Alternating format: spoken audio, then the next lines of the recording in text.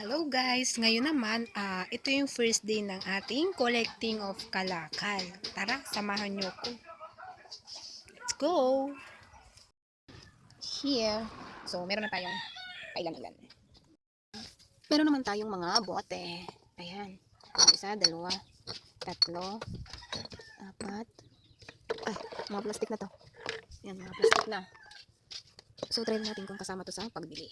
At dito naman mga kabasura ay katulong ko ang aking kapatid. Ayan, kinuha niya yon 3 bote.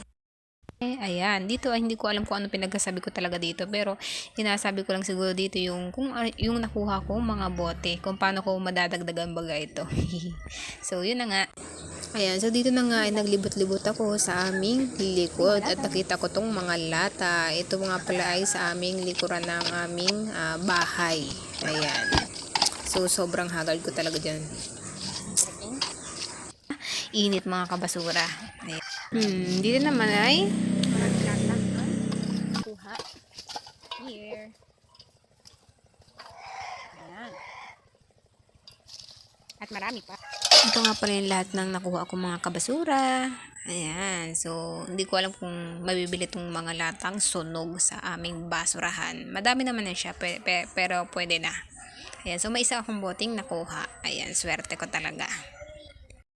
Naman tayo sa basurahan ng aming kapitbahay. So, ito papakita ko sa inyo nakuha namin. May nakita kami yero. At ganito. Ayan. Mga yero at pako.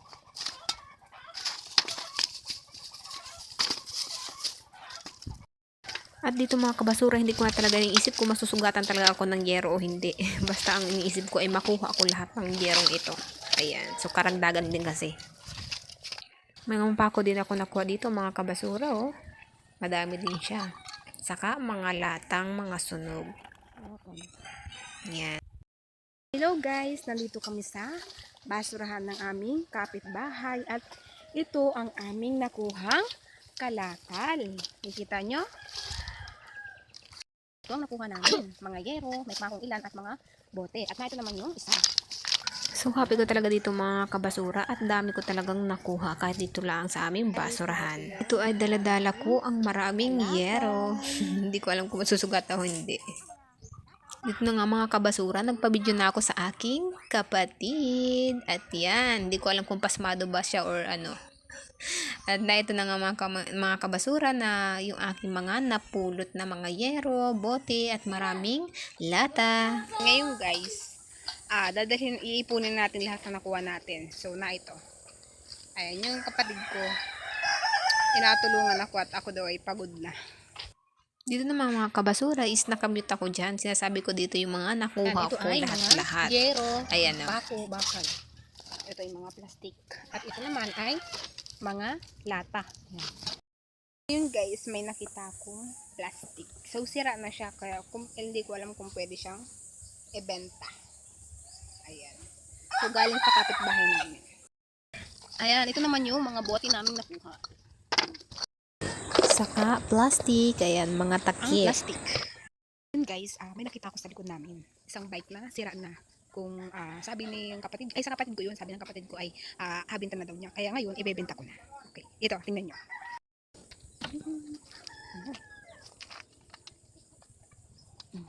Medyo mabigat siya guys. Kaya magkano kayang halaga nito? Ayan, so dito naman mga kabasura ay binigay na sa akin ng aking kapitbahay ng aking tita yung kanilang bote sa kanilang likuran. Swerte.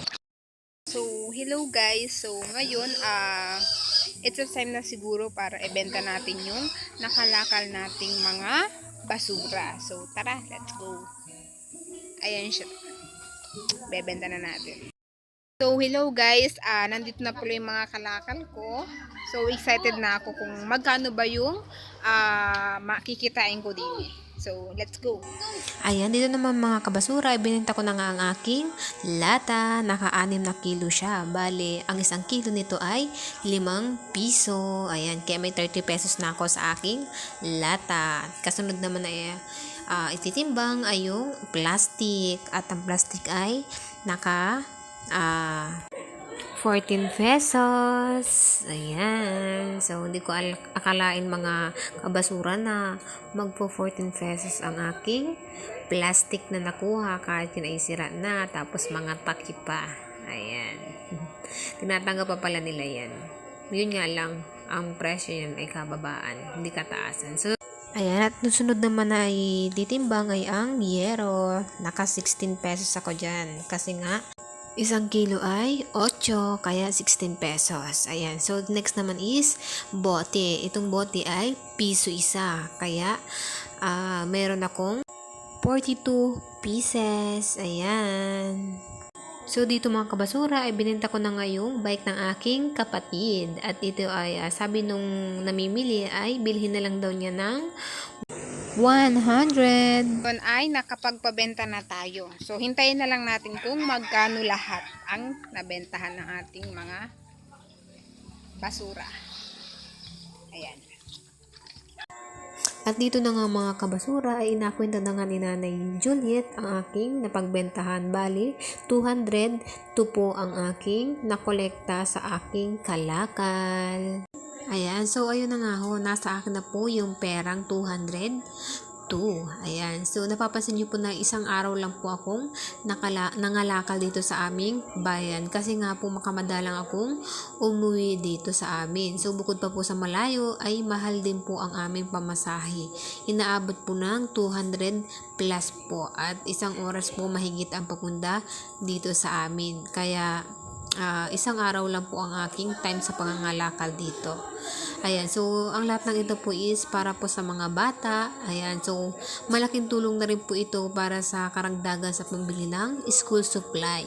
Dahil nga po baga ay malapit na ang pasukan ay ayun. So, God bless po sa mga batang mabibigyan, mag-aral ng mabuti. Ayan, salamat po sa pagsama sa aking vlog at doon na lamang po #Base Kalakal Contest.